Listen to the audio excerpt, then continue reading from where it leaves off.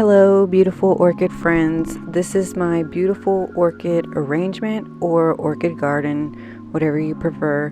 That's basically more than one orchid potted together with just some random plant thrown in there.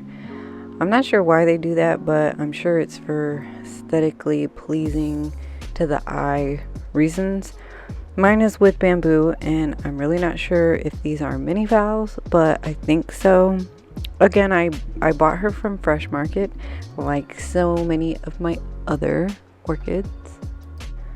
I purchased these girls in 2021. God, these years just run together with the pandemic. Yes, 2021. And I was really curious about how it was potted. There was so much moss over it, and they were really packed in there tight. And in my first video that featured this orchid arrangement, I had a commenter that said it was moss that was dyed green, for aesthetically pleasing reasons, and it needed to be repotted. But I learned my lesson about that repotting. I wasn't about to do that. It looked happy. It was blooming at the time, and it was growing. Look at those long air roots. I don't have any orchids right now with such long air roots. So now I was watering these from the top and letting it soak for a minute because there's no drainage holes, and you'll find out why. I would just flip it over and let the water drain out. I did that for about a year, and there has been growth. There's been growth. Not a whole lot of growth, but there is at least one leaf each plant and some root growth. It has not rebloomed. I have fertilized a tiny bit. But this right here, I'm sure, is why you guys clicked on this video, for the potting, the unpot, the repot, to get a look under the hood. I already had pulled everything out previously just so I could water it, but I didn't have time to actually film me doing it. I expected the roots to be rotting once I pulled them out of this little thing here. I found out they just weren't getting enough water. Like, it was bone dry, this here moss that they're in. Let's see, there was some yellowing of the bottom leaves, but they've been hanging in there. So it's just these orchids letting me know they just want some love. If you have gotten this far into the video, show me some love by liking, commenting, and subscribing. Hit the bell, all that good stuff. All right, this one is where all the long air roots are coming from. Got a new leaf coming in. Also has a yellow leaf, but it's pretty fleshy with some greenish twinge to it. Also, the spike is still in there. I do not cut the spike off. It's bad luck. Nah, I'm just joshing. I just don't think it's that deep. I don't think it helps. It may help, it may not. All I know is, why give it access for bacteria to get in there, like through a cut, the spike. That's not necessary. It's like clipping a dog's ears. It's just preference. I'm so tired of looking at this bamboo. That shoot is all dead, and the leaves are dying. It's just ugly, and there's no need to keep it. Now, I can't keep a bamboo alive to save my life, and I don't care. I don't care about air plants. I don't care about succulents. I don't care. I just don't care. So throw that whole thing away. Move on. This thing too also has a yellow leaf. got some decent air roots. Not as good as the other one.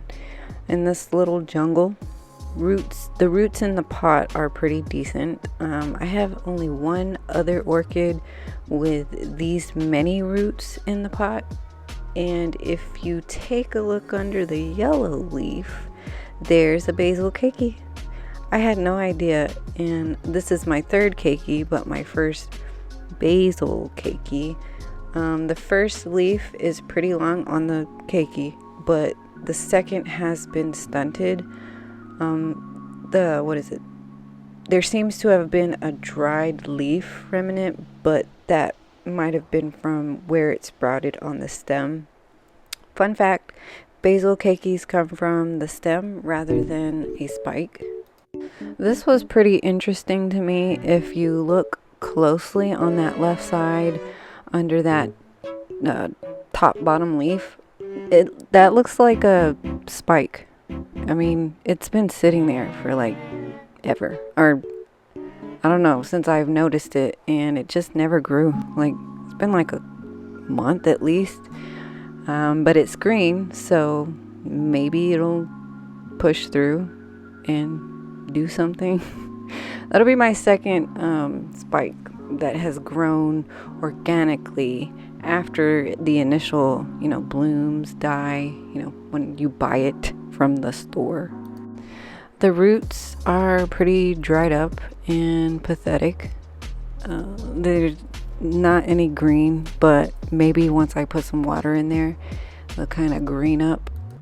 Now, this is the really meat and potatoes to why we're unpotting this. I was so curious as to how does it drain? That was the mystery to me, and this is what it catches all the water. It's you'll see, hold on. It's a small, thin as heck plastic lining or covering. This is a year of watering and draining. Well, not draining, tipping it over. Initially I was like, ew. I thought it'd be a mushy mess, but nah, it was good. It didn't smell. It was okay. I don't know what to do with these two orchids. I don't know where to put them. I don't know what pot to put them. So I figure, why not just leave them where they're at? They seem to be happy. Nothing seems to be rotten or nasty. So, I mean, it looks good. So I'm gonna throw them things back in there, put some moss back over them, and call it a day. I did not include where I watered them. It was basically the same as the keikis in my previous video. I'll link that in the description or put an info card in the corner.